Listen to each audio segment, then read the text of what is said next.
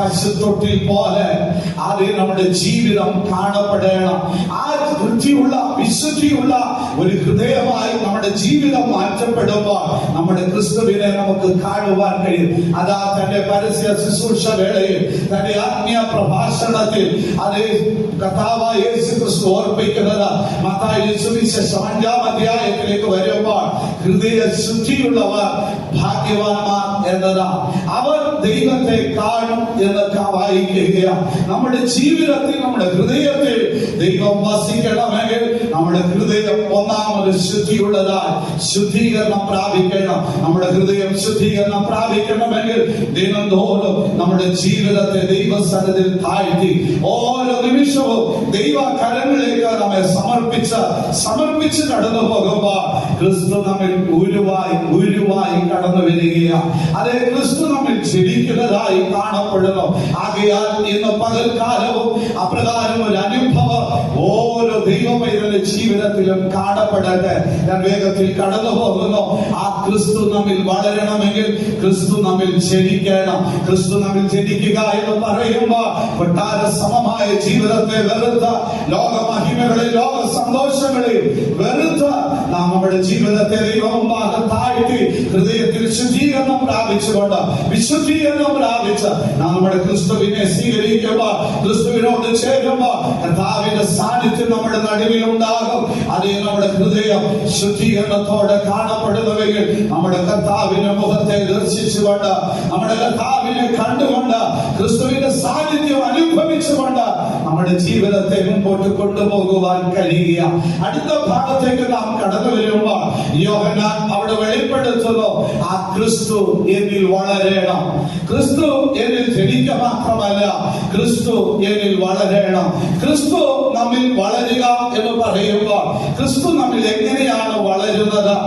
നാം ഉദാഹരണമായി പഠിക്കുമ്പോൾ ഏതെങ്കിലും ഒരു ചെടി നാം നമ്മുടെ മിച്ചത്തോ പറമ്പിലോ കൊണ്ടുവയ്ക്കുമ്പോ ആ ചെടി വളർന്നു വരുവാൻ നീ കൊണ്ടുവച്ചിട്ട് ഏറിയ നാളുകൾ കഴിഞ്ഞ് തിരിച്ച് കടന്നു ചെല്ലുമ്പോൾ അത് വളർന്നു നിൽക്കില്ല.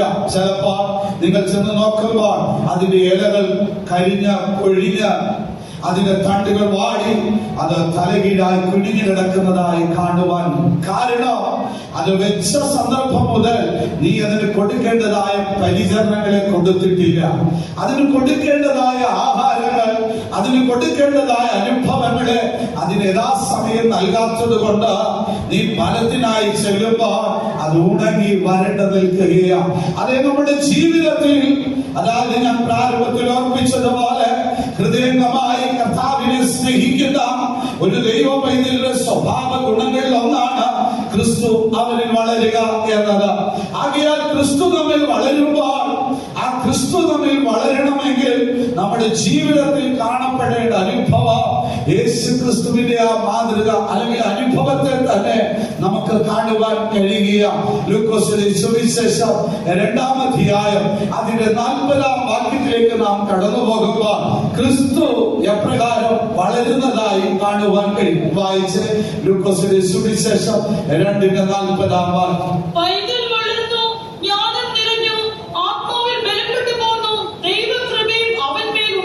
അവിടെ നാം വായിക്കുമ്പോൾ യേശു ക്രിസ്തു ഈ ഭൂമിയിലായിരുന്നപ്പോൾ എങ്ങനെ വളർന്നു എന്ന് കാണുകയാണ്. യേശു ക്രിസ്തു ഭൂമിയിൽ വളർന്നപ്പോൾ ആ കാലഘട്ടങ്ങളെ അനുഭവിച്ച് നോക്കിയ, അല്ലെങ്കിൽ ഇന്നത്തെ കാലഘട്ടങ്ങൾ വെച്ച് നോക്കിയ ക്വാണ്ടിറ്റിയോ ബൂസ്റ്റോ അല്ലെങ്കിൽ മറ്റേതെങ്കിലും നൂഡിൽസോ അല്ലെങ്കിൽ മറ്റേതെങ്കിലും കഴിച്ചുകൊണ്ട് വളർന്നു എന്നല്ല. ഇന്ന് കഴിഞ്ഞ ദിവസങ്ങളിൽ നിങ്ങൾ പത്രത്തിൽ വായിച്ച ഒരു ഭാഗം കാണുവാൻ കഴിയും. ഒരു കൊച്ചുകുട്ടി, പത്തനംതിട്ട ജില്ലയിൽ അങ്ങോട്ടുള്ളതാ, ഒരു കൊച്ചുകുട്ടി ആരോഗ്യമന്ത്രിക്ക് ഒരു അപേക്ഷ കൊടുത്തു. അംഗൻവാടിയിൽ എന്ന് വന്ന് കഞ്ഞി കുടിച്ചു, ചോറും കഴിച്ചു, ഉപ്പുവാം എന്ന് ഞങ്ങൾ മടുത്തു. ഇനിയെങ്കിലും ആഴ്ചയിൽ ഒരു ദിവസമെങ്കിലും ഒരു മുട്ട ബിരിയാണി ഉണ്ടാക്കി തന്നാൽ തോന്നുന്നു. അല്ലെ, വായിച്ചവർക്ക് ഇവിടെ ഉണ്ട്. അത് നിമിത്തമായി അല്ലെ മന്ത്രി ഓർഡർ ഇട്ടു, ഈ വർഷം മുതൽ ആഴ്ചയിൽ ഒരു ദിവസം മുട്ട ബിരിയാണിയാണ് ഉച്ചയ്ക്ക് അംഗൻവാടികൾ നഴ്സറിയിൽ കൊടുക്കണമെന്ന്. കാരണം അവർക്ക് പോഷകത്തിന് വേണ്ടി, അവർ വളർന്നു വരുവാൻ പോഷകാഹാരങ്ങൾ കൊടുത്തവരെ ശക്തീകരിക്കുക. നമ്മുടെ കർത്താവായ യേശു ക്രിസ്തുവിന്റെ കാലഘട്ടങ്ങളിൽ കർത്താവായ യേശുക്രിസ്തുവിനെ കുറിച്ച് വെളിപ്പെടുത്തുമ്പോൾ കർത്താവ് വളരുന്നത് പൈതൽ വളർന്നു, ജ്ഞാനം നിറഞ്ഞു, ആത്മാവിൽ ബലപ്പെട്ട ദൈവകൃപയിൽ അവന്റെ മേൽ ഉണ്ടായിരുന്നു എന്നതാണ്. 3 അനുഭവങ്ങളാലാണ് യേശു നമ്മളിലും വളരുന്നത്. അതായത് എഫേസ്യരുടെ ലേഖനത്തിലേക്ക് കടന്നു വരുമ്പോൾ ഒരു തികഞ്ഞ പുരുഷത്വത്തിലേക്ക് നാം എത്തിച്ചേരണം. ഒരു ജയമുണ്ട ആൺകുട്ടിയായി നമ്മുടെ ജീവിതം മാറ്റപ്പെടണം. ക്രിസ്തു എന്ന തലയോട് നാം സകലത്തിലും വളർച്ച പ്രാപിക്കുവാൻ നമ്മുടെ ജീവിതത്തിലും ഒരു ആത്മീയ ഭോജനം ആവശ്യമാണ്. നമ്മുടെ കർത്താവായ യേശു ക്രിസ്തു ഈ ഭൂമിയിലായിരുന്നപ്പോൾ മാനവകുലത്തിനു വേണ്ടി തന്റെ ജീവനെ യാഗമായി അർപ്പിച്ചുകൊണ്ട് അതേ മരിച്ചടക്കപ്പെട്ട് ഉയർത്തെഴുന്നേറ്റ പിതാവിന്റെ വലഭാഗം പോയി തന്റെ ജനത്തെ ഒരുക്കി, അതേ വീണ്ടും തന്റെ ജനത്തിനു വേണ്ടി വാസസ്ഥലങ്ങളെ ഒരുക്കി രാജാവായി വെളിപ്പെട്ടു വരണമെങ്കിൽ അവന്റെ ജീവിതത്തിൽ ഒരു വളർച്ച ആവശ്യം. അതേ ക്രിസ്തു നമ്മുടെ ഹൃദയങ്ങളിലും വളരണം. ക്രിസ്തു നമ്മിൽ വളരണമെങ്കിൽ നമ്മുടെ ജീവിതത്തിൽ വേണ്ടത് ഒന്ന് ദൈവിക ജ്ഞാനമാണ്. അത് ക്രിസ്തു വളർന്നത് ജ്ഞാനത്തിൽ വളർന്നു എന്ന് നാം കാണുകയാണ്. പൈതൽ വളർന്നു എന്ന തിരുവചനത്തിൽ വെളിപ്പെടുത്തുമ്പോൾ ആ പൈതൽ എപ്രകാരം വളർന്നു എന്ന് കാണുകയാണ്. ഒന്ന്, അവൻ ജ്ഞാനത്തിൽ നിറഞ്ഞവനായി വളർന്നു വരികയാണ്. അവന്റെ ജീവിതത്തിൽ ജ്ഞാനം എന്ന് പറയുമ്പോൾ അത് മറ്റുള്ളവരെ പോലും അത്ഭുതപ്പെടുത്തുന്ന, അതിശയിപ്പിക്കുന്നതായ ഒരു അനുഭവത്തിൽ അവൻ കടന്നു വന്നതായി കാണുകയാണ്. ഒരു മനുഷ്യനായി ജീവിക്കുവാൻ ഈ ലോകത്തിൽ അവൻ ഭക്ഷണം കഴിക്കുന്നത് പോരാ. അവന്റെ ജീവിതത്തിൽ 3 നേരം ആഹാരം കഴിച്ചത് കൊണ്ട് അവരൊരു മനുഷ്യരായി കാണപ്പെടില്ല. ഇന്ന് ലോകത്തിൽ മനുഷ്യരായി ജീവിക്കുന്ന അനേകർ, അല്ലെങ്കിൽ മനുഷ്യരെന്ന് അഭിമാനിക്കുന്നവരുണ്ടെങ്കിലും പ്രാകൃത മനുഷ്യർ, അതേ മൃഗതുല്യരായവർ, തിരുവചനം പറയുന്നത് പോലെ അവർ മൃഗത്തെക്കാൾ ഗതികെട്ട അവസ്ഥയിൽ ഇന്ന് ലോകത്തിൽ ജീവിക്കുന്നവരെ കാണുവാൻ കഴിയും. അവർ മൃഗീയരായി, മൃഗീയ വാസനകളുള്ളവരായി, അതേ മൃഗത്തെക്കാൾ ഹീനമായ അവസ്ഥയിൽ മ്ലേച്ഛമായി പാപത്തിൽ അടിമപ്പെട്ട അന്ധകാരത്തിൽ വസിക്കുന്നവരായി കാണപ്പെടുവാൻ കഴിയും. കാരണം അവർ മനുഷ്യരായി ജനിച്ചു, സത്യമാണ്. പക്ഷെ മനുഷ്യരായി വളരുവാൻ വേണ്ട ദൈവിക ജ്ഞാനം അവർ പ്രാപിച്ചിട്ടില്ല. എന്നാൽ ഒരു ദൈവ പൈതലിനെ സംബന്ധിച്ചിടത്തോളം നാം ദൈവിക ജ്ഞാനത്തെ പ്രാപിച്ചു വേണം വളരുവാൻ. ആത്മീയമായും ഭൗമികമായും നമ്മുടെ ജീവിതത്തിൽ വളർച്ചയ്ക്ക് ഒരു ദൈവിക ജ്ഞാനം ആവശ്യമാണ്. യാക്കോബ് അപ്പോസ്തലൻ ഓർപ്പിക്കുന്നുണ്ട്, അത് ഇന്ന് കുട്ടികളെ വളർത്തി അവർ ബുദ്ധിയുള്ളവരായി, ജ്ഞാനത്തിൽ വളർന്നവരായി, അവർ ലോകത്തിൽ വലിയ സ്ഥാനമാനങ്ങളെ നേടുവാൻ വേണ്ടി അതേ മാതാപിതാക്കൾ അവരെ സ്കൂളുകളിലേക്ക് കൊണ്ടെത്തിക്കുക. യാക്കോബ് അപ്പോസ്തലൻ പറയുന്നത് പോലെ അത് ലോകത്തിന്റെ ജ്ഞാനം, അത് പൈശാചികമായ ജ്ഞാനം, അത് പ്രാകൃതമായ ജ്ഞാനം. മനുഷ്യനിന്ന് അതിലടിമപ്പെട്ട് കടന്നു പോകുന്നു. എന്നാൽ ഒരു ദൈവ പൈതലിന്റെ ജീവിതത്തിൽ അതേ ക്രിസ്തു നിന്റെ ഉള്ളിൽ വളരണമെങ്കിൽ ഈ ലോകപ്രകാരമുള്ള ജ്ഞാനം കൊണ്ട് സാധ്യമല്ല, ലോകപ്രകാരമുള്ള അറിവ് കൊണ്ട് സാധ്യമല്ല, ലോകത്തിൽ നേടിയെടുക്കുന്നതായ കഴിവുകൾ കൊണ്ട് നിന്റെ ഉള്ളിൽ ആ ക്രിസ്തു വളരുകയില്ല. നിന്റെ ഉള്ളിൽ അകത്തെ മനുഷ്യൻ നാൾതോറും വളരണമെങ്കിൽ, ആ ക്രിസ്തു വളർന്നു വരണമെങ്കിൽ, ക്രിസ്തുവിന്റെ ദിവ്യ സ്വഭാവങ്ങളാൽ നീ പൂർണ്ണനാക്കപ്പെടണമെങ്കിൽ നിന്റെ ജീവിതത്തിൽ ദൈവിക ജ്ഞാനം ആവശ്യം. അതാ ശലോമോൻ വെളിപ്പെടുത്തുന്നു. സഭാപ്രസംഗിയിലേക്ക് കടന്നു പോകുമ്പോൾ 1-ാം അധ്യായം അതിന്റെ 7-ാം വാക്യത്തിൽ നാം വായിക്കുമ്പോൾ കാണുന്നുണ്ട്, യഹോവ ഭക്തി ജ്ഞാനത്തിന്റെ ആരംഭമായിരിക്കുന്നു. ആകയാൽ ഒരു ദൈവ പൈതലിന്റെ ജീവിതത്തിൽ നീ ജ്ഞാനത്തിൽ വളരുക എന്ന് പറയുമ്പോൾ നിന്നിൽ കാണപ്പെടേണ്ടത് ഒരു ദൈവ ഭക്തി കാണപ്പെടണം. ആ ദൈവ ഭക്തിയിൽ കൂടെയാണ് നിന്നിൽ ജ്ഞാനം വളർന്നു വരുന്നത്. ഈ ലോകത്തിൽ ദൈവിക ജ്ഞാനത്തോടെ നിന്റെ അകത്തെ മനുഷ്യൻ നാളോടും ബലപ്പെട്ട ഒരു ആത്മീയ മനുഷ്യൻ ഒരുവായി, അഥവാ ക്രിസ്തുവിന്റെ ദിവ്യ സ്വഭാവങ്ങളാൽ നീ പൂർണ്ണനാക്കപ്പെടണമെങ്കിൽ ആ ദൈവ ഭയം നിന്റെ ജീവിതത്തിൽ ഉണ്ടാകണം. ഒരുവന് ദൈവ ഭയം ഉണ്ടെങ്കിൽ അവൻ സകലത്തിലും വചനം ആചരിച്ചുകൊണ്ട്, സകല മാലിന്യങ്ങളെ ഉപേക്ഷിച്ചുകൊണ്ട് അവൻ ഭക്തിയോടും ഭയത്തോടും കൂടെ കാണപ്പെടുന്നു എന്നതാ. തീമോഥെയോസിന് അപ്പോസ്തലൻ ലേഖനം എഴുതുമ്പോൾ അവനോട് വ്യക്തമായി ഓർപ്പിക്കുന്നുണ്ട്, ആ ഭക്തി വിരുദ്ധമായ ഭക്തിവിരുദ്ധമായ പ്രവർത്തികളെ വിട്ടൊഴിഞ്ഞ നീ ഉപദേശത്തിൽ, പ്രബോധനത്തിൽ ദൈവഭക്തിയോടുകൂടെ കാണപ്പെടണം എന്നതാ. ആകയാൽ ഇന്ന് പകൽക്കാലവും എന്നിലും നിങ്ങളിലും കാണപ്പെടേണ്ടത് ആ പൂർണ്ണതയിലേക്ക് എത്തുവാൻ, ആ ക്രിസ്തു നമ്മിൽ ജനിച്ചു, എന്നാൽ ആ ക്രിസ്തു നമ്മിൽ വളർന്ന ആ പൂർണ്ണതയിലേക്ക് കടന്നു വരണമെങ്കിൽ ഒരു ദൈവിക ജ്ഞാനം ഉണ്ടാകണം.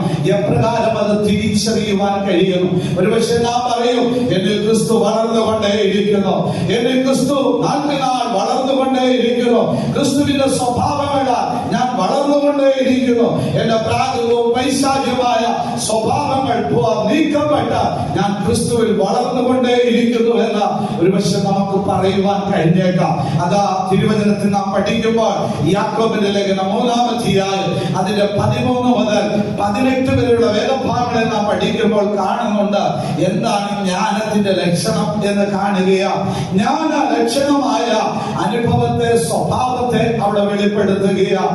ക്രിസ്തുവിൽ കൂടെ നാം പഠിക്കുമ്പോൾ ക്രിസ്തു ജ്ഞാനത്തിൽ വളർന്നു വന്നപ്പോൾ ആ ക്രിസ്തുവിൽ കാണപ്പെട്ടതായ ലക്ഷണം, അവൻ സൗമ്യതയുടെ ആത്മാവിനാൽ നടത്തപ്പെട്ടു, അവൻ സൗമ്യതയുടെ ആത്മാവിനാൽ കടന്നുപോയി.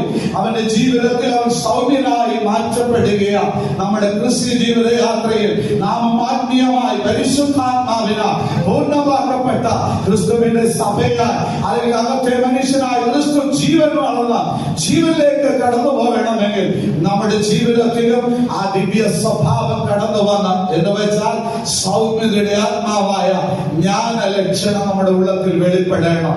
ഇന്ന് പകൽക്കാലം നമുക്കത് കാണുവാൻ കഴിയുന്നുണ്ടോ? നാം ആത്മാവിൽ നിറയുന്നു, അന്യഭാഷ പറയുന്നുണ്ട്, ദൈവശക്തിയാൽ നാം ജീവിക്കുന്നു, സത്യമാണ്. ഇന്ന് പകൽക്കാലം ജീവിതത്തിലേക്ക് നാം സൂക്ഷിച്ചു നോക്കവേ ആ സൗമ്യതയുടെ ആത്മാവിനാൽ നല്ല നടപ്പിൽ പ്രവർത്തികളെ അത് ജ്ഞാനത്തിൽ കൂടെ വെളിപ്പെടുത്തുവാൻ കഴിയുമോ?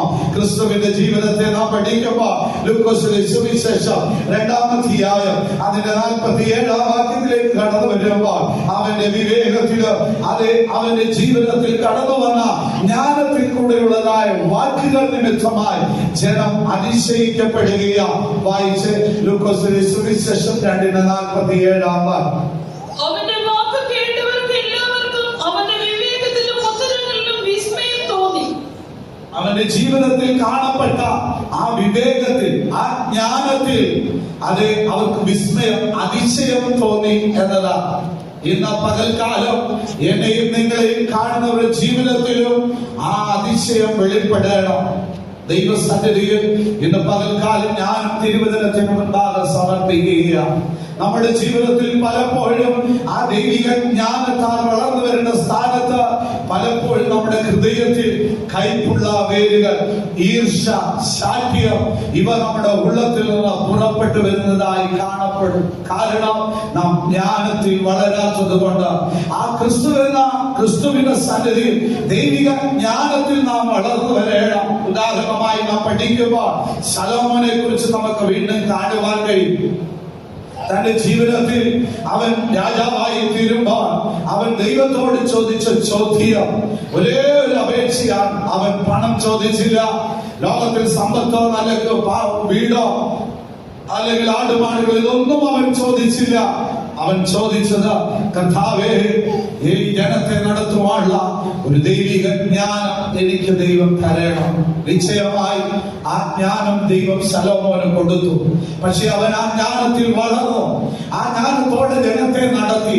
പക്ഷെ ഒരു കാര്യം തന്റെ ജീവിതത്തിൽ നമുക്ക് കാണുവാൻ കഴിയുന്നത്, തന്റെ ജീവിതത്തെ സൂക്ഷിക്കുവാൻ, തന്റെ ആത്മീയ ജീവിതത്തെ പടുത്തുയർത്തുവാൻ, തന്റെ ആത്മീയ ഗ്രഹത്തെ പടുത്തുയർത്തുവാൻ താൻ ജ്ഞാനം ദൈവത്തോട് അപേക്ഷിച്ചില്ല. അത് നിമിത്തമായി അവൻ തോൽവി അനുഭവിച്ച് അവൻ അവസാന വിഗ്രഹാരാധനയിലേക്ക്, ആലയത്തിലേക്ക്, ദൈവസന്നിധിയിലേക്ക് ആ വിഗ്രഹം വരുന്ന അവസ്ഥയിലേക്ക് അവൻ മാറിപ്പോകുകയാണ്. ഇന്ന് അനേകരുടെ ജീവിതത്തിലെ പരാജയം, വിശ്വാസ ജീവിതത്തിലെ തളർച്ച, അനേകരുടെ ജീവിതത്തിൽ ദൈവകൃപയിൽ നിന്ന് നഷ്ടപ്പെട്ടു പോകുന്നത്, വിശ്വാസ പോർക്കളത്തിൽ പറ്റുപോകുന്നത്, അവർ ജ്ഞാനം അപേക്ഷിക്കുന്നുണ്ട്. അതേ ലോകപ്രകാരമുള്ള ജ്ഞാനം അവർ നേടുന്നു. പക്ഷെ അവർ സ്വന്തം ജീവിതത്തെ കാത്തുകൊള്ളുവാൻ, സ്വന്തം ജീവിതത്തെ നിലനിർത്തുവാൻ, അകത്തെ മനുഷ്യൻ വളർന്നു വരുവാൻ വേണ്ട ആ ദൈവിക ജ്ഞാനം അവർ ക്രിസ്തുവിനോട് യഹോവയുടെ സന്നിധിയിൽ അപേക്ഷിക്കുന്നില്ല. ക്രിസ്തു നമ്മിൽ വളരേണ്ടത് ദൈവിക ജ്ഞാനത്താൽ. അതാ തിരുവചനത്തിലേക്ക് നാം വീണ്ടും കടന്നു വരുമ്പോൾ തിരുവചനത്തിൽ നമുക്ക് കാണുവാൻ കഴിയുന്നത് ക്രിസ്തുവിന്റെ ജ്ഞാനത്തിന്റെയും പരിജ്ഞാനത്തിന്റെ നിക്ഷേപം നമ്മുടെ ദൈവത്തിന്റെ സന്നിധിയിൽ ഗുപ്തമായി നിറവായി നിറഞ്ഞ അനുഭവമായി കാണപ്പെടുകയാണ്. അവിടെ ഒന്നിനും കുറവ് സംഭവിച്ചിട്ടില്ല. കൊലോസ്യർക്കെതിരെ ലേഖനം 2:3 വാക്യത്തിലേക്ക് വരുമ്പോൾ അപ്പോസ്തലനായ പൗലോസ് അത് വെളിപ്പെടുത്തി തരികയാണ്. ആകയാൽ യാക്കോബ് അപ്പോസ്തലൻ ഓർപ്പിക്കുന്നത് പോലെ നിങ്ങളിൽ ഒരു ജ്ഞാനമില്ല എങ്കിൽ ആ ഉയരത്തിലെ പിതാവിനോട് അപേക്ഷിക്കട്ടെ എന്നതാ. ആകയാൽ ഇന്ന് പകൽക്കാലവും നമുക്ക് നമ്മുടെ കർത്താവിനോട് അപേക്ഷിക്കാം. കർത്താവേ, എന്റെ ജീവിതത്തെ വിശ്വാസത്തിൽ പടുത്തുയർത്തുവാൻ, എന്റെ പിതാക്കന്മാർ കാണിച്ചതായ ആ വിശ്വാസത്തിന് വേണ്ടി പൊരുതുവാൻ, ആ വിശ്വാസത്തിൽ നിലനിൽക്കുവാൻ, എന്റെ പിതാക്കന്മാർ എനിക്ക് ഉപദേശിച്ചതായ ദൈവിക ഉപദേശത്തിൽ നിലനിന്നുകൊണ്ട് ആ ദൈവിക ജ്ഞാനം പ്രാപിക്കുവാൻ, ഭക്തിയോട് ദൈവവചനത്തിന് കീഴ്പ്പെട്ടുകൊണ്ട് ദൈവകൃപയിൽ ആശ്രയിച്ചുകൊണ്ട് ഒരു ജീവനം നയിച്ച ഒരു തികഞ്ഞ പുരുഷത്വത്തിലേക്ക് എത്തുവാൻ, ആ ക്രിസ്തു എന്നിൽ വളർന്ന് ആ തികഞ്ഞ പ്രായത്തിൽ എത്തിച്ചേരുവാൻ, ആ മണവാളനായ ക്രിസ്തുവിന് ഒരു മണവാട്ടിയാൽ വളർത്തപ്പെട്ട് ഒരുക്കപ്പെട്ടവളായി തീരുവാൻ എനിക്കും ആ ദൈവിക ജ്ഞാനം ദൈവം തരണമേന്ന് എത്ര പേർ അപേക്ഷിക്കുന്നുണ്ട്. ഒരു നിമിഷം നമ്മുടെ കണ്ണുകളെ മൂടിയാട്ട് ഞാനിപ്പോൾ വചന ശുശ്രൂഷ നിർത്തുകയല്ല, നമ്മുടെ ഹൃദയത്തെ ദൈവസന്നിധി സമർപ്പിക്കവേ പലപ്പോഴും നാം കുറവുള്ളവരായി, ദൈവത്തിൽ നിന്ന് അന്യപ്പെട്ടു പോകുന്നവരായി, ദൈവസ്നേഹത്തെ വെറുക്കുന്നവരായി, ദൈവിക പദ്ധതി ഉപദേശങ്ങളെ വെറുക്കുന്നവരായി നാം കാണപ്പെട്ടിട്ടുണ്ട്. പലപ്പോഴും ജാതികളെ പോലെ വ്യർത്ഥ ബുദ്ധികളിൽ, അല്ലെ വ്യർത്ഥമായ ജ്ഞാനത്തിൽ അതിനെ അനുസരിച്ച് അന്ധബുദ്ധികളായി അജ്ഞാനികളായി നമ്മുടെ ജീവിതം കാണപ്പെട്ടിട്ടുണ്ട്. അപ്പോസ്തലനായ പൗലോസ് ഓർപ്പിക്കുന്നത് പോലെ അത് നിമിത്തം നമ്മുടെ ഹൃദയം പോലും കഠിനപ്പെട്ടു പോയതായ അവസ്ഥകളുണ്ട്. എന്നാൽ ഇന്ന് പകൽക്കാലം നമുക്ക് ദൈവത്തിലേക്ക് അടുക്കാം. ക്രിസ്തു നമ്മിൽ വളരണമെങ്കിൽ നാം ജ്ഞാനത്തിൽ നിറഞ്ഞവരായി തീരണം. നമ്മുടെ ഉള്ളം ദൈവിക ജ്ഞാനം കൊണ്ട് നിറഞ്ഞതായി തീരണം. ഇന്ന് പകൽക്കാലം നീ ദൈവത്തോട് അപേക്ഷിക്കുക. കഴിഞ്ഞ കാലത്തിൽ ജീവിതത്തിൽ വന്ന തോൽവികളെ അവൻ നിനക്ക് പരാജയമൊക്കെ നിനക്ക് ജയമാക്കി മാറ്റും. നിന്റെ ജീവിതത്തിൽ നഷ്ടപ്പെട്ടു പോയതിനെ കർത്താവ് നിനക്ക് മടക്കി തരും. പലപ്പോഴും ആ ദൈവിക ജ്ഞാനമില്ലാതെ പോയതിനാൽ നമ്മുടെ ജീവിതത്തെ സൂക്ഷിപ്പാൻ കഴിഞ്ഞിട്ടില്ല. പലപ്പോഴും ലോകത്തിലേക്ക് പോയി ലോക സന്തോഷങ്ങളിൽ ഒഴുകിയതിനാൽ പലപ്പോഴും നമ്മുടെ ജീവിതത്തിൽ പരാജയങ്ങൾ കടന്നു വന്നിട്ടുണ്ട്. ഇന്ന് പകൽക്കാലം ജ്ഞാനം നൽകുന്ന ആ സ്വർഗീയ പിതാവിനോട് നമുക്ക് അപേക്ഷിക്കാം. കണ്ണുകൾ മൂടി അന്തരങ്ങളെ തുറന്ന ഒരു നിമിഷമായി തുറന്ന കർത്താവിനോട് പറഞ്ഞാട്ട് അധിക നേരം നിന്റെ മുമ്പിൽ നിങ്ങൾ കരുതില്ല, അധിക നേരം നമ്മുടെ മുൻപാകെ ഇല്ല. ഇപ്പോൾ കർത്താവിന്റെ സന്നിധിയിൽ അതേ ക്രിസ്തു ജ്ഞാനത്തിൽ വളരുന്നുവോ, അതോ നീ ഹൃദയ കഠിനനായി സാധ്യമുള്ളവനായി ഈർഷ്യമുള്ള അസൂയുള്ളവനായി നിന്റെ ജീവിതം കാണപ്പെടുന്നുവോ? ഇല്ല, യോഹന്നാൻ പറയുന്നത് അതേ യേശു എന്നിൽ വളരട്ടെ എന്ന. ശിഷ്യന്മാർ വന്ന് പറയുന്നു അതേ മറ്റൊരുവൻ നീ സ്നാനം കൊടുത്തവൻ ആ യേശു അനേകർക്ക് സ്നാനം കൊടുക്കുകയാണ്, അനേകർ അവന്റെ പിന്നാലെയായി പോയല്ലോ എന്നതാ. എന്നാൽ യോഹന്നാന്റെ ഹൃദയം അഹങ്കരിച്ചില്ല. യോഹന്നാൻ പറയുന്നു അതേ അവനിൽ വളരട്ടെ, അവൻ വളരട്ടെ. അതേ ഒരിക്കലും സൗലിനത് പറയുവാൻ കഴിഞ്ഞിട്ടില്ല. സൗലിന്റെ ജീവിതത്തെ നോക്കുമ്പോൾ കാണുവാൻ കഴിയും.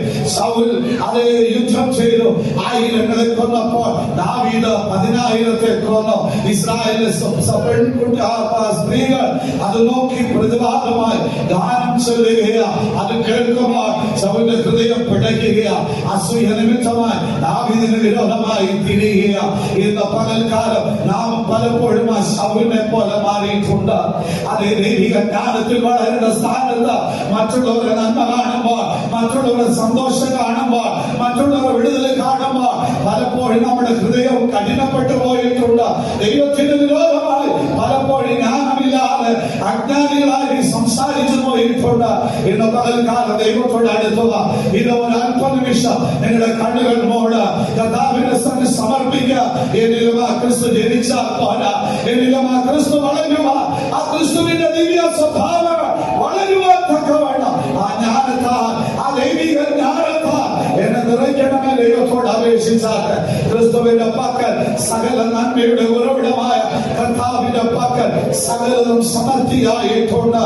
ഇന്ന് പകൽക്കാലം ആ ദൈവം നിന്നോട് പ്രവർത്തിച്ച നിന്റെ മധ്യേ വെളിപ്പെടുത്തി തരും. Hallelujah, hallelujah, hallelujah. ജ്ഞാനത്തിൽ നിക്ഷേപമായ ദുഃഖമായി കാക്കുന്നു തന്നെ തന്നെ.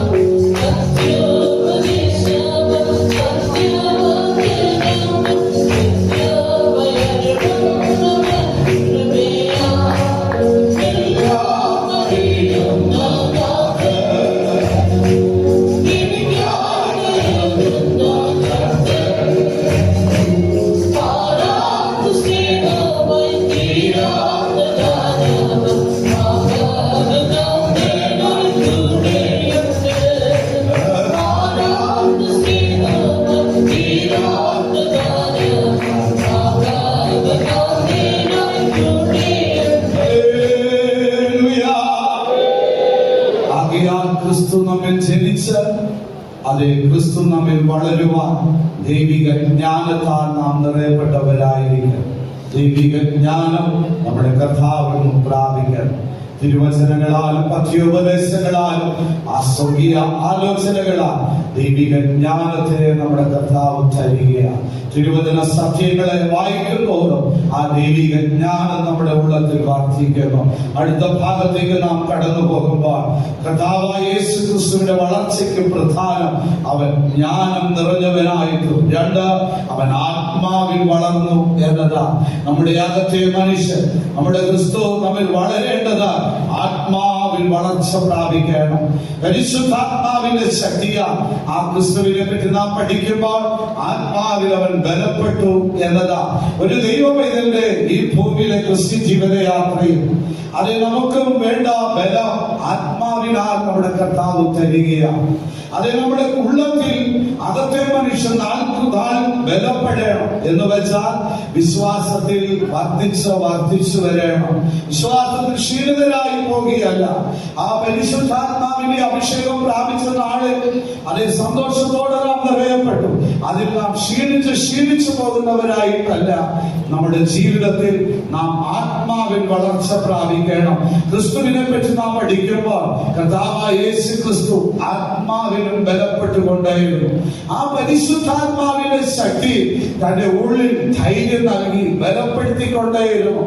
ശിശുവായിരുന്നു, പൈതൽ വളർന്നു, ജ്ഞാനം നിറഞ്ഞ അവന്റെ ജീവിതത്തെ നാം പഠിക്കുമ്പോൾ ആത്മാവിലും അവൻ ബലപ്പെട്ടുകൊണ്ടേയിരുന്നു. മാനസികവും ശാരീരികവുമായി മാത്രമല്ല, നമ്മുടെ അകത്തെ മനുഷ്യനും വളർച്ചയുണ്ടാകണം. ആത്മീയമായി വളരുവാൻ നമ്മുടെ ജീവിതത്തിൽ വേണ്ട അനുഭവം എന്നത് നാം ദൈവസന്നിധിയിൽ ഞാൻ പ്രാരംഭത്തിൽ ഓർപ്പിച്ചതുപോലെ ആ പുൽത്തൊട്ടിലേക്ക് നാം കടന്നു വരണം. അതായത് നമ്മെ താഴ്ത്തി കൊടുക്കുന്ന അനുഭവം ഉണ്ടാകണം. എവിടെ ദൈവസന്നിധിയിൽ താഴ്മയുണ്ടോ അവിടെ ദൈവത്തിന്റെ ആത്മാവ്, ദൈവശക്തിയ കൃപ ധാരാളമായി പകർന്നുകൊണ്ടേയിരിക്കുകയാണ്. ഇന്ന് ആ ദേശത്ത് ലോകത്തിൽ നോക്കുമ്പോൾ ചില ശിശുക്കൾ വളർന്നു വരുമ്പോൾ ചില ശിശുക്കളുടെ തല മാത്രം വളരുകയാണ്. ചില ശിശുക്കളുടെ ശരീരത്തിൽ പല ഭാഗങ്ങൾ മാത്രം വളരും. പൂർണ്ണമായ ഒരു വളർച്ചയിലേക്ക് അവരെത്താറില്ല. ഇന്നും ആത്മീയ ലോകത്തെ വീക്ഷിച്ചാൽ ഒരുപക്ഷെ അപ്രകാരം കാണപ്പെട്ടിരിക്കാം.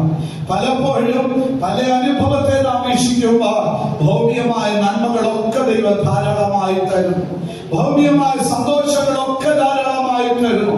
പക്ഷെ നമ്മുടെ ജീവിതത്തിൽ ആത്മാവിലുള്ള വളർച്ച, സന്തോഷം ഇന്ന് കുറഞ്ഞ് കടന്നു പോകുകയാണ്. തിരുവചനത്തിലേക്ക് നാം കടന്നു വരുമ്പോൾ ഈ പരിശുദ്ധാത്മാവിനാൽ നാം വളർച്ച പ്രാപിക്കണമെങ്കിൽ നമ്മുടെ ഉള്ളിൽ തൃത്വത്തിൽ മൂന്നാമനായ ദൈവശക്തി, ആത്മാവിന്റെ അഭിഷേകം തൃത്വ ദൈവം നമ്മുടെ ഉള്ളത്തിൽ കാണപ്പെടണം. പരിശുദ്ധാത്മാവിന്റെ അഭിഷേകത്തിൽ നാം ഇടം കൊടുക്കണം. അത് റോമർക്ക് ലേഖനത്തിലേക്ക് വരുമ്പോൾ 8-ാം അധ്യായം 9-ാം വാക്യത്തിൽ നാം വായിക്കുമ്പോൾ കാണുന്നത്, ദൈവത്തിന്റെ ആത്മാവ് നിങ്ങളിൽ വസിക്കുന്നുവെങ്കിൽ അത് ജഡസ്വഭാവമുള്ളവരായി നിങ്ങൾ കാണപ്പെടില്ല, ആത്മസ്വഭാവമുള്ളവരായി നിങ്ങൾ വളർച്ചയുള്ളവരായി തീരുകയാണ്. പരിശുദ്ധാത്മാവിന്, ദൈവത്തിന്റെ ആത്മാവ് നമ്മുടെ ഉള്ളിൽ ഉണ്ടെങ്കിൽ നമുക്ക് ഭൗതികമായ വളർച്ചയല്ല, ആത്മീയമായ ഒരു വളർച്ച നമുക്ക് പ്രാപിക്കാൻ കഴിയുക. ദൈവത്തിന്റെ വചനം പറയുമ്പോൾ അപ്പോസ്തലൻ അത് വെളിപ്പെടുത്തുന്നുണ്ട്. നിങ്ങളിൽ ഒരുവൻ പരിശുദ്ധാത്മാവിന്റെ ശക്തിയാൽ അന്യഭാഷ സംസാരിക്കുന്നുവെങ്കിൽ അത് അവർക്ക് തന്നെ, അഥവാ പരിശുദ്ധാത്മാവിന്റെ ശക്തിയെ, അന്യഭാഷയെ സംസാരിക്കുന്ന എനിക്കും നിങ്ങൾക്കും ആത്മീയ വർധന വരുത്തുന്നു, അഥവാ വളർച്ച ഉണ്ടാക്കുന്നു എന്നതാണ്. ആകയാൽ ഇന്ന് പകൽക്കാലം ഓരോ ദൈവവേദന ജീവിതത്തിലും, അയ്യോ ഞാൻ അഭിഷേകം പ്രാപിച്ചു പോയി, ഇത്ര വർഷവും ആത്മാവിൽ